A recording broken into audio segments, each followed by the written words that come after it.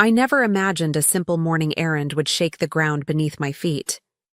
That day, sunlight spilled lazily through the curtains as I grabbed Daniel's car keys. He'd rushed out earlier, muttering something about an early meeting. To me, it felt like any other Tuesday, ordinary, uneventful, the kind of day you barely notice. I slipped into his car, the leather still carrying the faint trace of his cologne. But the second I turned the ignition, everything shifted. The dashboard lit up, glowing blue and steady, and then the GPS spoke. Fastest route, home. At first I smiled at the thought of heading back, until I noticed the address. It wasn't ours. Not even close. This so-called home was across town, in a neighborhood I rarely even drove through. My smile faded instantly. My heart ticked faster, sharp and unsettled. I gripped the steering wheel a little tighter, trying to make sense of it. Maybe Daniel had been at a client's place. Maybe it was just a glitch. But the street name stared back at me like it knew a secret I didn't. I whispered it quietly to myself, repeating it until it stuck in my mind.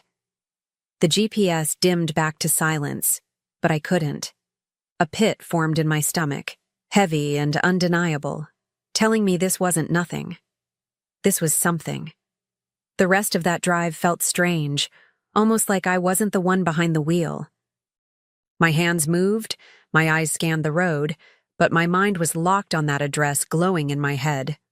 I kept asking myself why Daniel's GPS would suggest it. He never mentioned knowing anyone in that part of town. And Daniel wasn't the type to get sloppy with details. At least, that's what I thought. When I pulled into the grocery store, I sat in the parking lot longer than usual, staring at my reflection in the rearview mirror. My face looked calm, but inside, I felt that slow churn of suspicion I couldn't quite silence. I replayed the scene in my head, the screen lighting up, the word home, and then that alien address. It felt like a breadcrumb, accidentally dropped, daring me to follow. I tried to shake it off, telling myself not to invent stories where none existed. But the truth? That pit in my stomach only grew heavier. It wasn't just confusion anymore. It was fear, mixed with something sharper. Curiosity. And once curiosity takes hold, it doesn't let go. I told myself I'd let it go, but I already knew I wouldn't. Not this time. That night, I couldn't sleep. Daniel lay beside me, breathing evenly, as if the world hadn't tilted for me earlier that morning. I stared at the ceiling, listening to the rhythm of his breath, wondering what secrets it hid. Every time I closed my eyes, the GPS screen flashed back into view, that strange address pulsing like a beacon. My chest felt tight, like I was holding on to a question I wasn't ready to ask. I thought about the little details, how he'd been coming home later, how he kept his phone closer, face down on the table. I had brushed it all off, not wanting to seem paranoid, not wanting to doubt him. But now, with that address carved into my memory, it all felt connected. Like puzzle pieces I'd ignored were finally sliding into place. My mind raced, and the more I pieced together, the less I liked the picture forming. By morning, I had made a silent decision. I wasn't going to confront him, not yet. No, I'd keep this to myself, play along, act like nothing was wrong. But inside, I was alert, sharper than before. I needed to know the truth, and I was willing to follow that glowing breadcrumb trail wherever it led. After all, sometimes the answers you're not supposed to find are the ones that change everything. The very next day, Daniel told me he'd be working late. His voice was casual, the same tone he always used, but my ears caught every note. I smiled, nodded, even kissed his cheek as he left. But inside, my heart thudded with a new determination. I finally had the excuse I needed to test that strange address. No more guessing. No more second-guessing myself. Tonight, I would know. I waited until his car disappeared down the street before grabbing my keys. Sliding into the driver's seat, I entered the memorized address into the GPS. The screen lit up, confident, like it had been waiting for me. My palms felt damp against the wheel, but I steadied myself. This wasn't just a drive. This was a step into the unknown, into a truth I wasn't sure I wanted but couldn't ignore. The city lights blurred as I drove, each turn taking me farther from the familiar comfort of my neighborhood.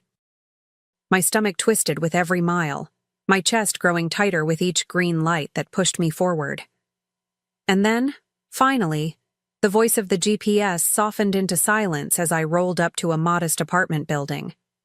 Nothing fancy, just plain brick walls and narrow windows, the kind of place no one would notice.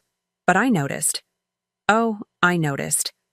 I parked a few spaces away, keeping the engine off but my eyes wide open.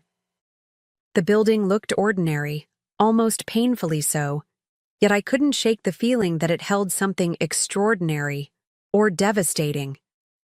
My pulse echoed in my ears, louder than the silence outside. I kept asking myself, what am I about to see? And deep down, I already knew the answer wouldn't be kind. Minutes crawled by like hours, each one stretching the knot in my stomach tighter. I almost convinced myself to leave, to pretend I had never been there. But then headlights swept across the lot, pulling me back to attention. My breath caught as Daniel's car turned in. He wasn't in a suit anymore. He'd changed into something more casual.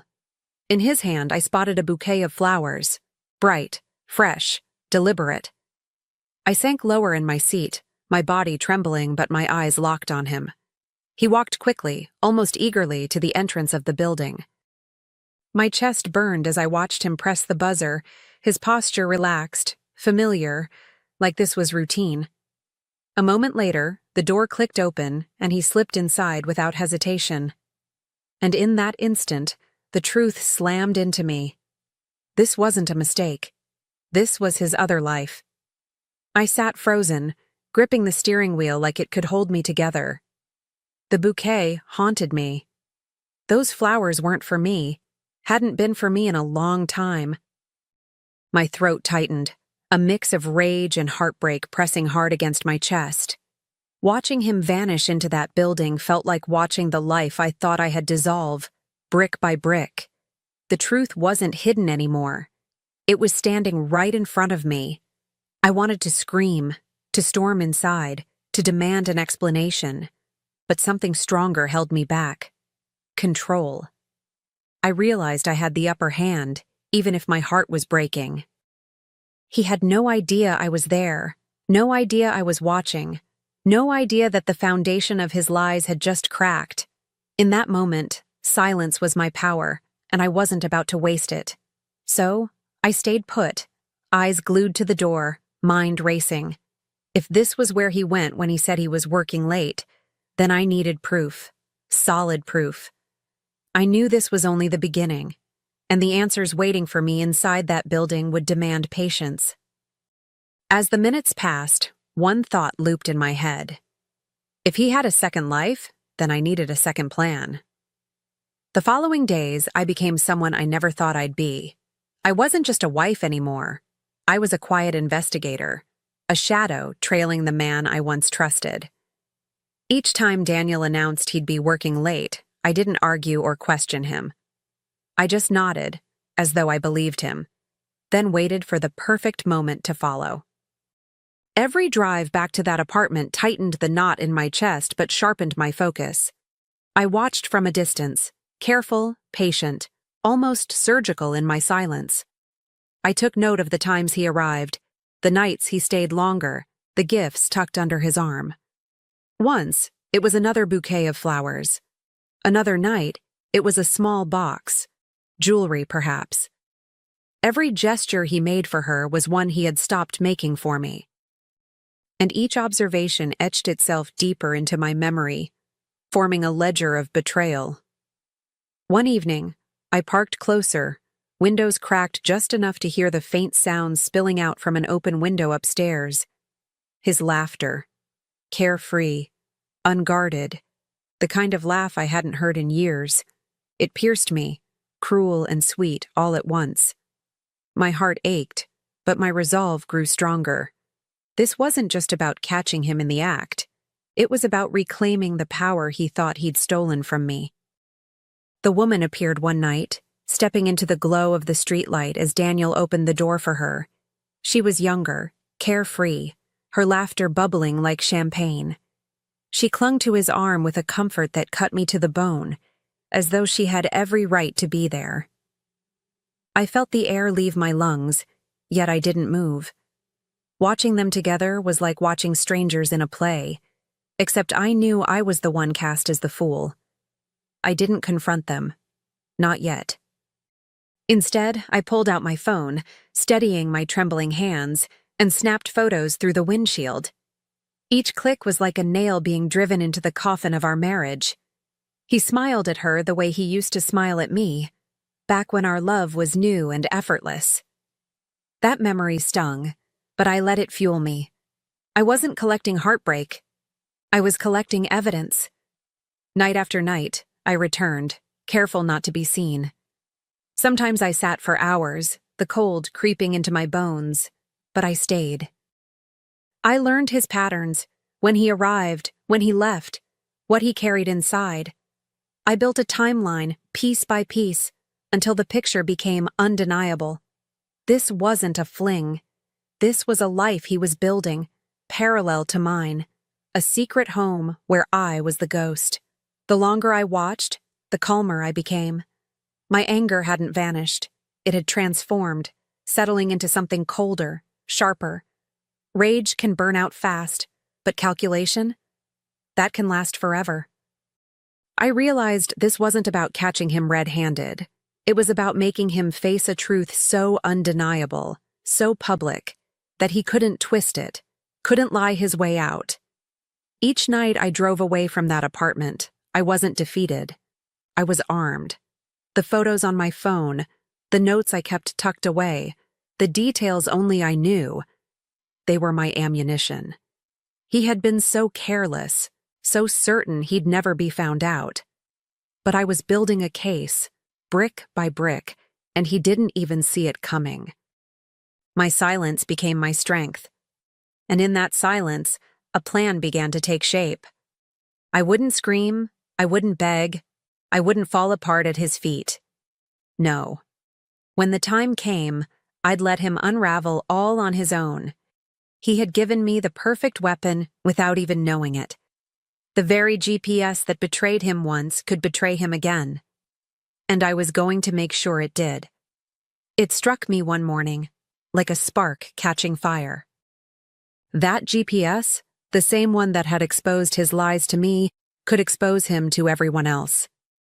Daniel was arrogant, certain his secret world was airtight. But what if his own car betrayed him in front of the very people he wanted to impress? The thought made my pulse quicken. It was poetic, really. His pride would become his downfall. I sat in the driveway, engine off, as I carefully reprogrammed the settings. With just a few clicks, I erased our real home address and replaced it with the mistress's apartment. From now on, whenever the GPS said home, it wouldn't lead him back to me. It would lead him exactly where he didn't want eyes to see. My hands trembled, but not from fear, from satisfaction. All those nights of silence had built to this moment. Every photo, every note, every ounce of pain had forged the perfect trap. He thought he was clever, untouchable. But he forgot that I had been watching, learning, waiting. Now, all I had to do was let the stage set itself. And as luck would have it, he handed me the perfect opportunity on a silver platter.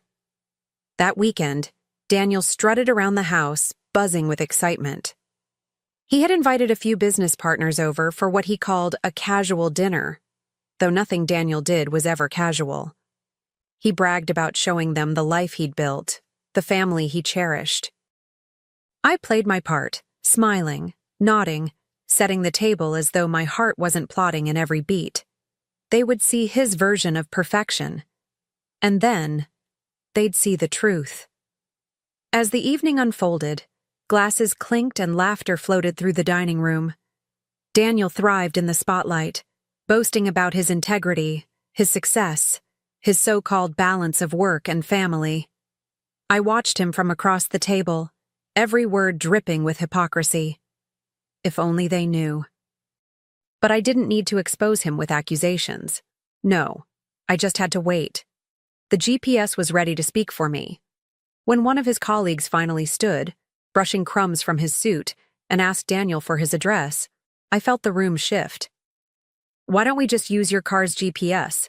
the man suggested. My chest tightened, not with panic, but with anticipation. Daniel laughed, easy and confident, as though nothing could ever trip him up. He handed over his keys, completely unaware he was walking straight into the snare I'd set.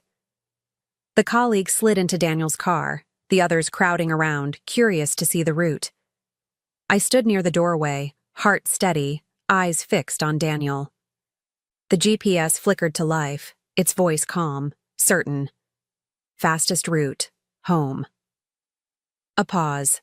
Then the screen displayed the address, not ours, but hers. The mistress's apartment, glowing in bold letters for everyone to see. The air went sharp, brittle, as silence swallowed the room.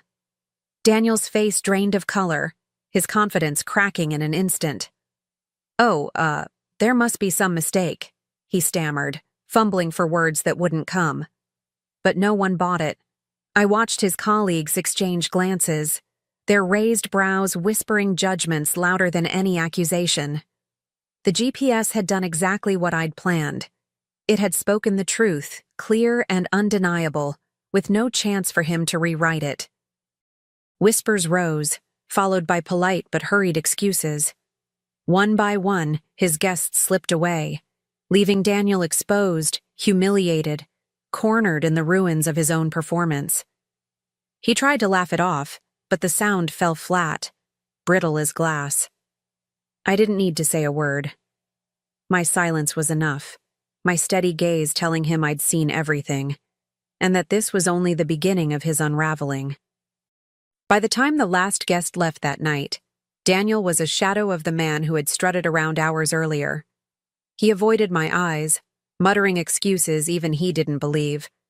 But I stayed calm, almost serene, because the truth was, I'd already moved my pieces long before the dinner. While he was busy building his second life, I had been quietly dismantling the one we shared. The power he thought he owned no longer belonged to him. The very next morning, I walked into the bank and withdrew every cent I was entitled to, shifting it into an account only I could touch. I'd filed the divorce papers weeks earlier, waiting for the right moment to serve him. Now, with his reputation cracked open in front of his colleagues, that moment had finally arrived. It wasn't just about leaving him. It was about leaving him stripped of the very things he valued most: his money, his pride, his image. And I didn't stop there. With a steady hand, I gathered the folder I had prepared. Dates, times, photos of him walking into that apartment, his gifts, his laughter captured through thin walls. I sent it all directly to HR at his firm, the same place where he constantly bragged about integrity being their cornerstone. I didn't need to write a single damning word. The evidence spoke louder than I ever could. The fallout came faster than I expected. Within days, Daniel's polished world began to collapse. His firm couldn't overlook the evidence, not with their pristine image on the line. Whispers in the office turned into official meetings, and those meetings ended with him being escorted out, box of belongings in hand. I didn't have to be there to see it. The news found its way to me, like smoke curling under a door. My phone buzzed with messages I never bothered to answer. At home, his voice grew sharper, angrier, but beneath it, I heard desperation. He tried bargaining, tried blaming, even tried turning the guilt on me. But I was unshaken. For every word he threw at me, I had silence waiting, stronger than any argument. Silence is power, I'd learned, and mine was louder than his fury. The man who once thought he could manipulate me with charm now stood powerless in his own wreckage. I watched him unravel piece by piece, The confident stride, gone. The smug smile, vanished. Even the way he carried himself seemed smaller, like a balloon deflating in slow motion. He had gambled everything on the lie he thought he controlled, and now he had nothing left. Nothing except a car whose GPS betrayed him more faithfully than I ever could. And to me, that irony was beautiful. I caught one last glimpse of him a week later. He was alone, behind the wheel of that same car. His shoulders hunched, his face pale under the weight of everything he'd lost. The GPS glowed faintly on the dashboard, guiding him once again to the address he never intended anyone to see. His home. I almost laughed at the cruel symmetry of it all. The same device that unmasked him to me had destroyed him in front of everyone else. I didn't wave. I didn't even slow down as I passed by. There was nothing left for me in that man, nothing worth saving from the rubble of our life together. I felt lighter, freer, as though the chains of his deceit had finally fallen away. For the first time in years, I didn't feel like I was standing in his shadow. I was standing on my own, strong and steady, with no need to look back.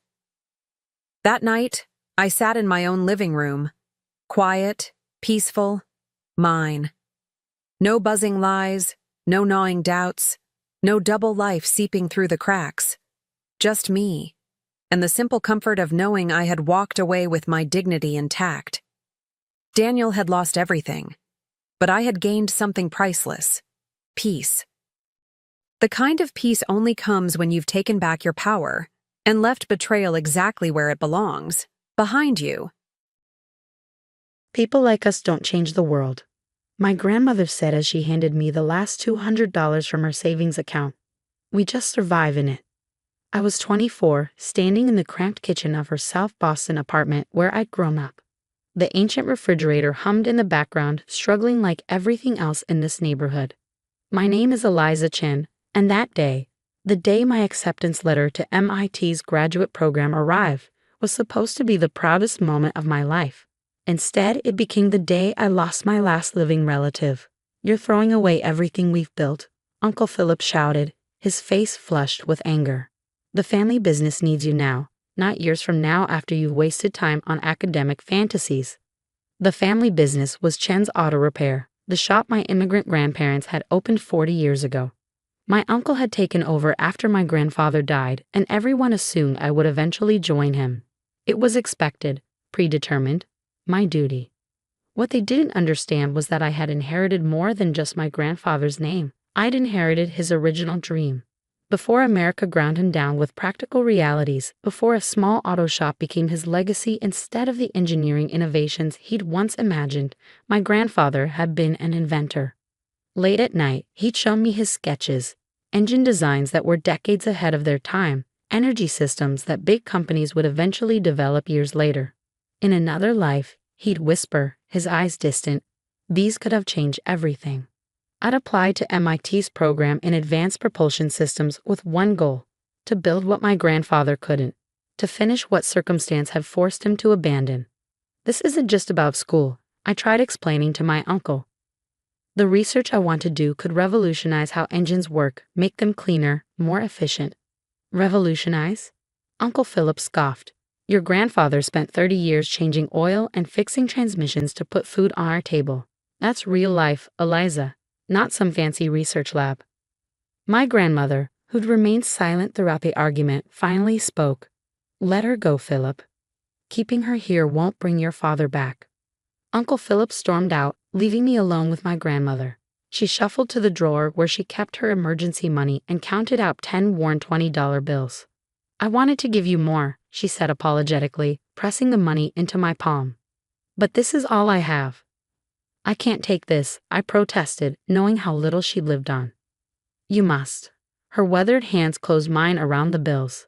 "Your scholarship covers tuition, but you'll need something to start with." She hugged me, her tiny frame somehow still strong. "Just remember," she whispered, "people like us have to work twice as hard to get half as far. Don't let anyone tell you what you're worth." That night, I packed everything that mattered into one suitcase, clothes, my grandfather's notebook of designs, and a photo of us standing proudly in front of the auto shop. By morning, I was on a bus to Cambridge with $200, a full scholarship that barely covered tuition, and no idea how I would survive. MIT was everything I dreamed of and everything I feared. The campus buzzed with brilliant minds from privileged backgrounds, people who'd never worried about paying rent or supporting family back home. My cohort in the engineering program included graduates from elite universities, children of successful entrepreneurs, and international students from wealthy families. Then there was me, the scholarship kid from Southie with a community college degree and grease still embedded in her fingernails. During orientation, I met Trevor Wellington IV, yes, the actual fourth in his family with that name. His father's investment firm had funded half the technology startups in Boston. Chen, he mused when we introduced ourselves. Any relation to Chen Technologies? No, I said, simply, not explaining that the only Chen enterprise I was connected to specialized in muffler replacements, not technology ventures. Shame, he replied with casual disappointment. Father's always looking for promising Asian-led startups to diversify the portfolio. I smiled tightly and moved away, adding his casual condescension to the chip already forming on my shoulder. My first semester was brutal. While my classmates debated theoretical problems over expensive dinners, I worked 3 campus jobs just to afford my half of the rent in a dilapidated apartment shared with 4 other students. I served coffee at dawn in the campus cafe, assisted in the engineering lab during afternoons, and spent evenings cleaning offices in the research building. Between shifts, I attended classes running on caffeine and determination. At night, I studied until my eyes burned, falling asleep with my grandfather's notebooks open beside me. The department's annual innovation competition came around in November. The prize, $25,000 and a summer internship at Helios Dynamics, the country's leading clean energy engineering firm. For most of my classmates, it was a prestigious addition to already impressive resumes. For me, it was oxygen. I submitted my design for what I called a regenerative combustion system, essentially an engine that could capture and reuse its own thermal energy, dramatically improving efficiency while reducing emissions. The concept had begun in my grandfather's notebooks, but I'd refined it with everything I was learning, incorporating new materials and computational models he could never have accessed. When the finalists were announced, my name was among them. So was Trevor Wellington's. The night before our presentations, I was pulling a late shift cleaning the engineering building when I overheard voices from Professor Harlow's office. Wellington's design has commercial applications we can implement immediately, said a voice I recognized as Dean Porter's. His family connections alone make him the obvious choice. The competition is supposed to be judged on innovation, not connections, Professor Harlow argued. The Chen girl's design is revolutionary. Rough around the edges, yes, but with potential we haven't seen in years. Be realistic, Margaret, the dean countered. Wellington comes with funding opportunities, family backing, the right pedigree. The Chen girl? Brilliant, perhaps, but without resources or connections, what can she really accomplish? This industry isn't just about good ideas. I stood frozen, mop in hand, as they continued discussing how my background made me a risky investment compared to someone like Trevor, regardless of whose design was better. That night, I didn't sleep. I sat at my desk, staring at my grandfather's photo, his words echoing. Ideas without opportunity remain just dreams. The next day, I presented my design to the judges with such fierce clarity and technical precision that even Trevor looked concerned. When questioned about practical implementation, I didn't just have theories, I had detailed manufacturing processes informed by years of hands-on mechanical work that my competitors lacked. This isn't conceptual, I explained, showing how my design could be retrofitted to existing engines. I've built simpler versions in my grandfather's shop. This works. A week later, the results were announced. I received second place. Trevor won. The internship, the money, the connections, all went to him. I received a certificate and a $2,000 runner-up prize that barely covered next month's expenses. That evening, Professor Harlow found me in the lab, still working despite the disappointment. Your design was superior, she said without preamble. Apparently not superior enough, I replied, not looking up from my calculations. You know how these things work, Eliza. But don't give up. She placed a business card on my desk. Catherine Mendoza at Mendoza Tech saw your presentation. She'd like to meet you. I'd heard of Catherine Mendoza, a legendarily tough, self-made engineer who'd built a mid-sized firm focused on specialized propulsion systems. What I didn't know then was that she'd grown up in a neighborhood not unlike mine, fought through the same prejudices, and recognized in my work something familiar. Our meeting was scheduled for the following week, but 3 days before, my grandmother had a stroke. The call came during class. Uncle Philip, frantic, saying I needed to come home immediately. I withdrew from the semester, packed my research, and took the first bus back to Boston.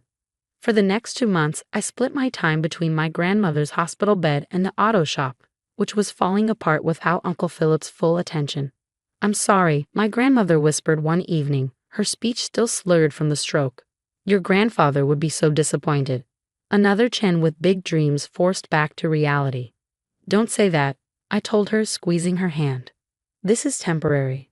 But as bills mounted and her condition stabilized but didn't improve, temporary stretched into 6 months. I missed my meeting with Catherine Mendoza. My scholarship was deferred but not guaranteed if I took too long to return. The auto shop barely generated enough income to cover my grandmother's care and the household expenses. Then came the letter from Helios Dynamics announcing their groundbreaking new engine design that increased efficiency by 22%, remarkably similar to the 30% improvement my design had projected, though with several key elements simplified or removed. The press release featured Trevor Wellington prominently as the lead design engineer. I recognized enough of my work to know what had happened, but with no resources to fight it and no proof beyond my competition submission, I had nothing but cold fury and renewed determination. That night, I sat in my grandfather's old workshop behind the auto shop, surrounded by tools and the ghosts of abandoned dreams. On his workbench, I spread out my designs, his notebooks, and the Helios press release. "They took part of it," I said aloud to his memory, "but they didn't get all of it, and they don't know what I know now." Looking around the shop, at the equipment, the tools, the parts, I saw something I'd missed before. I didn't need MIT's labs to build a prototype. I needed ingenuity, mechanical skill, and the very things I'd been trying to escape. This shop, these tools, this life that had taught me to fix broken things with limited resources. For the next year, I lived a double life. During days, I ran Chen's auto repair, gradually modernizing it, bringing in new customers, and stabilizing our finances. Evenings and weekends, I built my prototype, ordering specialized parts when I could afford them, fabricating others myself, and adapting my design to work with what I had available. I also cultivated a relationship with one particular customer, Rachel Mendez, a paralegal at a law firm specializing in intellectual property. She became fascinated with my project, offering both legal insights and connections that eventually proved invaluable. 15 months after returning home, 3 things happened in rapid succession.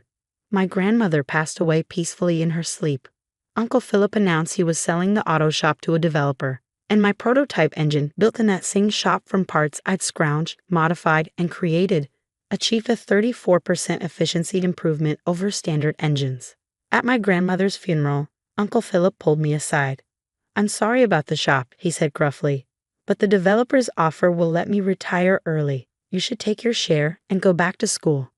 "I'm not going back to school," I told him. "I'm starting a company." He looked at me like I'd lost my mind. "With what? Your share isn't even 6 figures." "It's enough," I said with certainty, "especially with what I've built." Through Rachel, I was introduced to Sandra Liu, a venture capitalist known for taking chances on unconventional founders. I brought my prototype, my complete designs, and a business plan for what I called Phoenix Propulsion Systems. "Why Phoenix?" Sandra asked after witnessing my prototype in action. "Because it rose from ashes," I replied simply. "Just like I did." She invested $1.5 million for a 25% stake, significantly less than I was asking for, but enough to secure a small manufacturing space, hire 2 engineers who'd been laid off from larger firms, and file the patents I needed to protect my work. I also sent an email to Catherine Mendoza, apologizing for missing our meeting 2 years earlier and explaining the circumstances. I didn't expect a response, but 3 days later, she was standing in my workshop examining my prototype with critical eyes. Helios announced something similar last year, she said, giving nothing away in her expression. They announced a fraction of what I designed. I corrected her. This is the complete system, with improvements. She tested my prototype herself, measuring outputs, questioning my methodology, challenging every claim. After 3 hours, she looked up and said simply, "I'd like to partner with you." Mendoza Tech became our manufacturing partner, giving Phoenix access to production facilities and distribution channels we couldn't have access for years otherwise. In exchange, Mendoza received exclusive manufacturing rights and a percentage of each unit sold. The first year was brutal. Helios, realizing the threat we posed, launched both legal challenges and a ruthless pricing strategy aimed at crushing us before we could establish ourselves. Trevor Wellington, now a rising executive there, led the charge, publicly dismissing our technology as derivative and unproven. But what Helios didn't understand was that I'd spent my entire life learning to survive with less. Phoenix operated with minimal overhead, focused on specialized markets Helios considered too small, and built relationships with manufacturers looking for competitive advantages. Our breakthrough came in the most unexpected way. A major Japanese motorcycle manufacturer was seeking ways to meet stringent new emission standards without sacrificing power. Our system, more compact and efficient than anything Helios offered, provided the perfect solution. The contract was worth $12 million. More importantly, it validated our technology on a global stage. 3 years after starting Phoenix, we had grown to 68 employees, held 14 patents, and were profitable enough to move into a dedicated facility in the industrial district not far from my grandfather's old shop. Uncle Philip, who had initially dismissed my company nonsense, now proudly wore Phoenix-branded shirts and told everyone his niece was a big-shot engineer. Then came the call from Sandra. "Helios is looking to acquire Phoenix," she said without preamble. "They're offering $120 million. I laughed. "They're offering to buy what they tried to steal." "It's a serious offer, Eliza. That's life-changing money for everyone involved, especially you as the majority shareholder." "I'll think about it," I promised, already knowing my answer. The meeting was scheduled at Helios headquarters in their sleek downtown office tower. I arrived intentionally 10 minutes late, dressed not in the expected formal business attire but in a crisp button-down shirt with a Phoenix logo and dark jeans, the uniform of someone who still worked with their hands when needed. Trevor Wellington was waiting in the conference room, now Executive Vice President of Acquisition Strategy. He'd aged well in the traditional sense, expensive haircut, tailored suit, the confident posture of someone who'd never had his worth questioned. "Eliza," he greeted me with practiced warmth. "Wonderful to see you again. Your company has made quite an impression. Enough of an impression for you to offer $120 million for technology once called derivative," I noted, taking a seat across from him. His smile tightened slightly. "Market conditions evolve. We recognize the value Phoenix brings to the table." For the next hour, Trevor and his team outlined their vision. Phoenix would be absorbed into Helios, our technology integrated into their product lines, our brand gradually phased out. I would receive a generous compensation package including a 3-year executive position reporting to Trevor. When they finished, the room fell silent. All eyes on me. "Your offer is inadequate," I said simply. Trevor blinked. "Perhaps we could adjust the financial terms." "This isn't about money," I interrupted. "It's about recognition and control. Phoenix stays independent. We'll consider a strategic partnership where Helios licenses our technology at market rates, while we maintain our brand and operational autonomy." "That's not the type of arrangement we're proposing," Trevor replied, his corporate veneer cracking slightly. I gathered my materials and stood. "Then we don't have anything to discuss." "You're making a mistake," Trevor called as I reached the door. "You can't compete with Helios long-term. Without our resources, without our connections." I turned back, meeting his gaze directly. "That's where you've always been wrong, Trevor. You think success comes from having resources. I know it comes from being resourceful." 6 months later, Phoenix announced a breakthrough. Our second-generation engine system with efficiency improvements of 42% and emissions reductions that exceeded all projected global standards for the next decade. Our stock, yes, We'd gone public by then, doubled overnight. Helios came back to the table, this time offering partnership terms that acknowledged Phoenix's independent value and my continued leadership. We negotiated a deal that gave both companies strategic advantages while preserving what I'd built. On the day we signed the agreement, I drove to my old neighborhood and parked outside the building that had once housed Chen's Auto Repair. The developer had transformed it into luxury condominiums, erasing all physical evidence of my family's decades of work. From my car, I retrieved a small package wrapped in brown paper. Inside was my grandfather's original notebook of engine designs, now framed alongside a photo of our new Phoenix headquarters and a simple note: "Dreams delayed are not dreams denied." I placed it on the steps of the building, took a photo with my phone, and sent it to Uncle Philip with the message: "Remember when you said people like us don't change the world? Turns out, we just needed the right tools." As I drove away, my phone rang, the special ringtone I'd assigned to my executive assistant. "Ms. Chen," she said when I answered, "Catherine Mendoza is on line 1. She says it's urgent." I smiled, thinking about how far I'd come from that day with $200 in my grandmother's kitchen. "Tell her I'm on my way back to the office," I replied, "and I'm ready for whatever's next." Because the truth I'd learned, the truth I live by now, was that your worth isn't determined by where you start, who believes in you, or what others try to take from you. It's built through what you create, what you overcome, and what you refuse to surrender. Sometimes the greatest revenge against those who underestimated you isn't proving them wrong.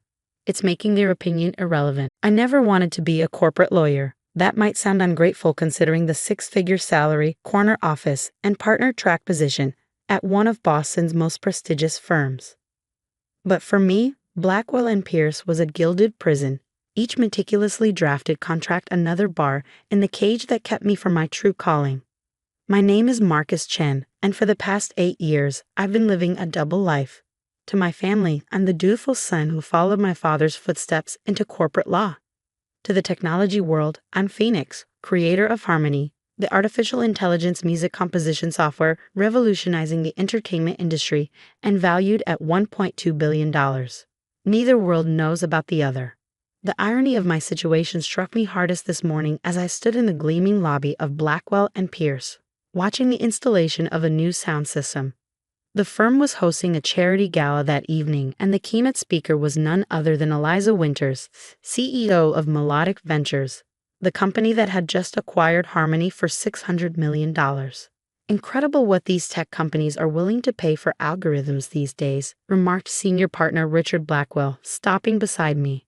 "This Phoenix character must be laughing all the way to the bank. Probably some college dropout who got lucky."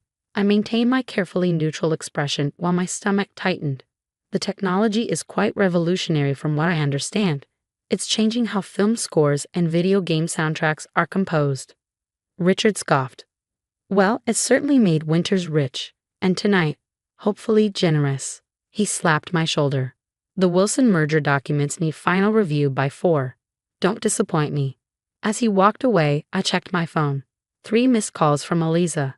A text message flashed across the screen. Asterisk need to discuss announcement tonight. Investors pushing for Phoenix to make an appearance asterisk. I ducked into an empty conference room, my heart pounding. In 8 years, I had never appeared publicly as Phoenix. The acquisition agreement specifically accommodated my anonymity. Eliza was one of only 3 people who knew my identity. "This wasn't part of our deal," I said when she answered my call. "Circumstances change," she replied, her voice tense. "The board is concerned about future innovations. They want assurance that the creative genius behind Harmony isn't just taking the money and disappearing. They're threatening to hold back the final payment unless Phoenix makes a public commitment to continued development." "That's $200 million, I said quietly. "Yes, it is. And before you remind me of our contract, their lawyers have identified a potential loophole. We can fight it, but it would be cleaner if you just made an appearance at tonight's gala. It would be perfect timing. All the major tech media will be there covering the acquisition announcement. Phoenix makes a surprise appearance, shares a vision for the future, everyone wins."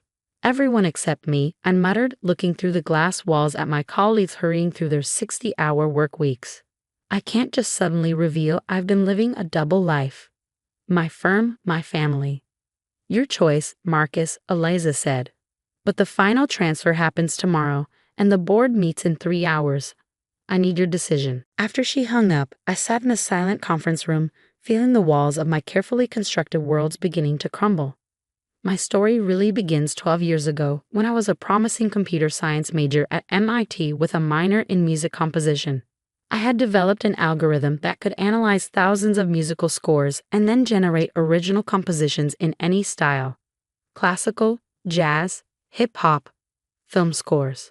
The program didn't just mimic, it created with an emotional intelligence that stunned my professors.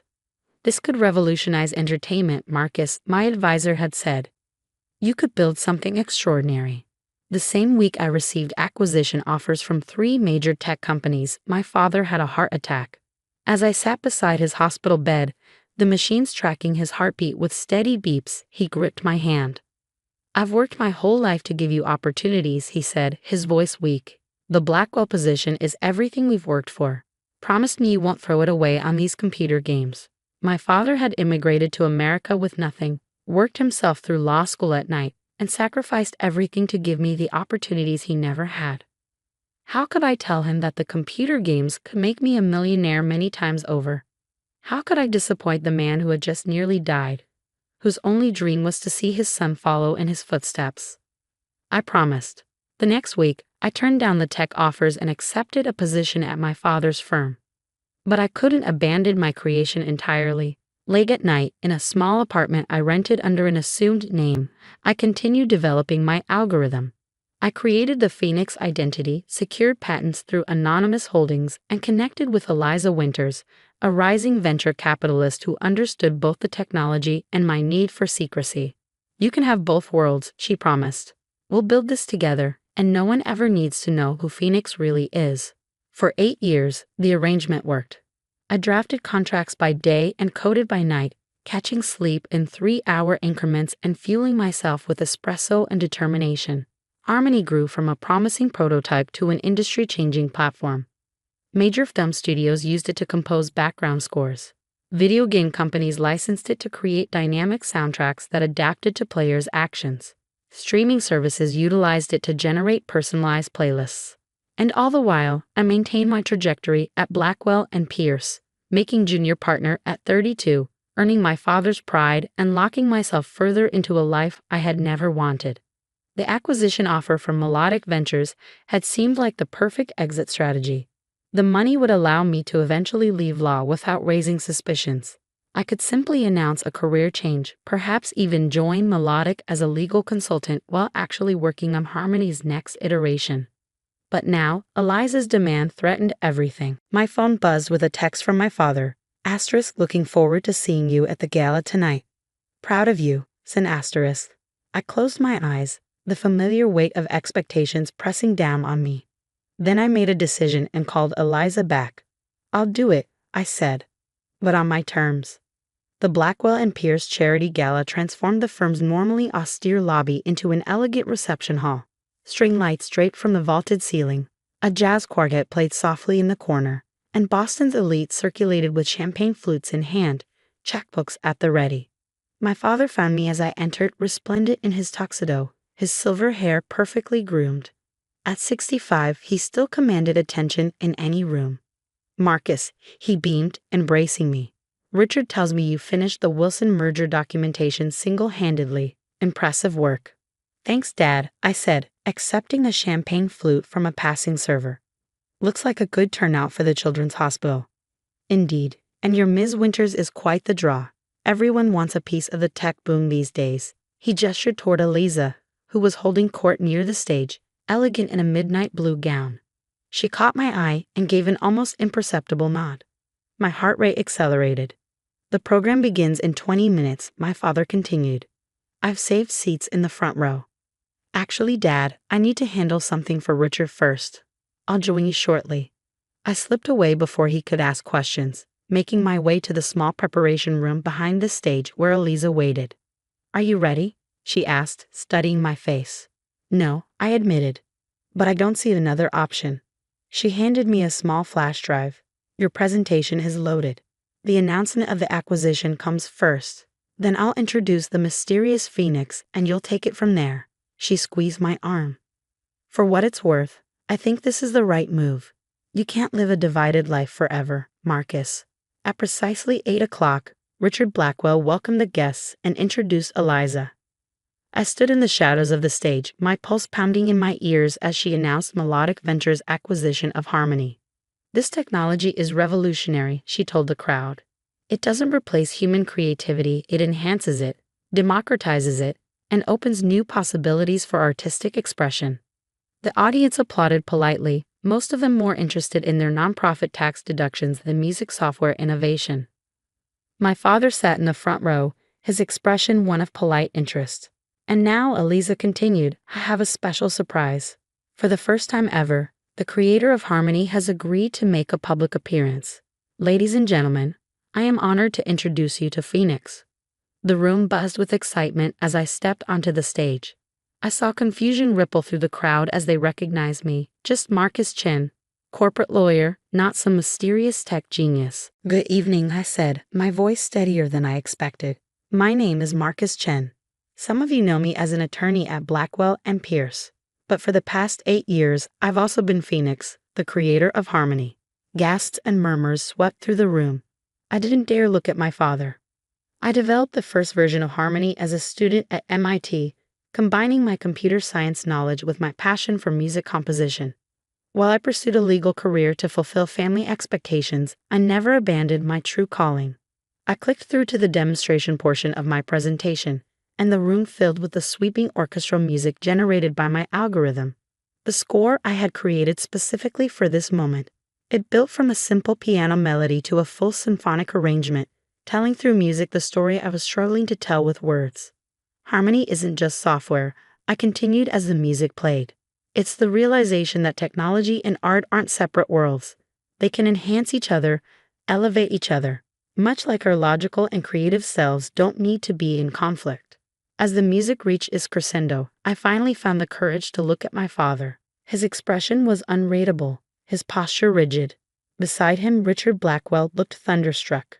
With Melodic Ventures resources, we'll expand Harmony's capabilities, making sophisticated music composition accessible to filmmakers, game developers, and artists who lack formal musical training. We'll establish educational initiatives to bring music technology to underserved schools. And we'll continue pushing the boundaries of what AI and human creativity can accomplish together. I concluded my presentation to stunned silence, followed by an eruption of applause. Journalists rushed forward with questions. Tech investors who had ignored the boring charity event suddenly crowded the stage. Through it all, I watched my father slowly stand and walk toward the exit. Eliza appeared at my side, beaming. They love you. The board is ecstatic. The final payment is secure. But I hardly heard her. Excuse me, I said, slipping from the stage and following my father's path. I found him in the partners' lounge, standing by the window that overlooked the Boston skyline. He didn't turn when I entered. Dad, I began, my voice catching. I can explain. 8 years, he said quietly. 8 years of deception. I didn't want to disappoint you, I said, moving to stand beside him. After your heart attack, when you talked about how important it was that I join the firm. So you lived a lie? He turned to face me, and I was surprised to see not just anger in his eyes, but hurt. You thought that's what I wanted, isn't it? You always said being a lawyer was the pinnacle of success. You worked your entire life so I could have this opportunity. He shook his head slowly. I worked my entire life so you could have choices, Marcus. Choices I never had. He gestured toward the door, where we could still hear the excited buzz from the lobby. This creation of yours. This is extraordinary. Why would you ever think I wouldn't be proud of that? Because it wasn't law, I said simply. It wasn't following in your footsteps. My father sighed heavily, suddenly looking every one of his 65 years. When your mother and I came to this country, we had nothing. I became a lawyer because it was stable, respected. It provided for our family. He placed his hands on my shoulders. But I wanted you to pursue excellence, Marcus, not necessarily in law, just in whatever path you chose. I didn't choose, I admitted. I tried to do both. At what cost? When was the last time you slept more than 4 hours? When did you last take a vacation, see friends, have a life outside work? I had no answer. The exhaustion of 8 years of double lives suddenly seemed to catch up with me all at once. That music, my father continued. The piece you played tonight, it was beautiful. Was that really created by your algorithm? With my guidance, I said. I designed it to express what words couldn't. He nodded thoughtfully. It succeeded. I heard pride in that music, determination, but also longing. He squeezed my shoulder. I never meant to be the reason for that longing, son. Before I could respond, the door opened and Richard Blackwell entered, his face flushed with what could have been either anger or excitement. Marcus, he said, his voice carefully controlled. There are about 20 technology journalists in our lobby demanding interviews with the lawyer-turned-tech billionaire. Care to explain what's happening to my charity gala? My father straightened, his protective instincts visibly kicking in. Richard. It's okay, Dad. I interrupted gently. Then to Richard. I apologize for the disruption. The timing wasn't my choice, but the revelation was inevitable. Revelation, Richard repeated. That while collecting a salary from this firm, you've been operating what exactly? A software company. I've never neglected my responsibilities here, I said. My billable hours are among the highest in the firm. The Wilson merger is irrelevant, Richard cut in. This is about loyalty, Marcus, about transparency. The firm has invested considerably in your development, and all the while, you've been pursuing other interests. Interests that have apparently resulted in a technology valued at over $1 billion. My father interjected, surprising me with his defensive tone. Interests that demonstrate extraordinary talent and vision. Richard's expression shifted as the financial implications seemed to register. Well, yes, the achievement is certainly impressive. Perhaps we should discuss how this might benefit the firm. Our technology practice called.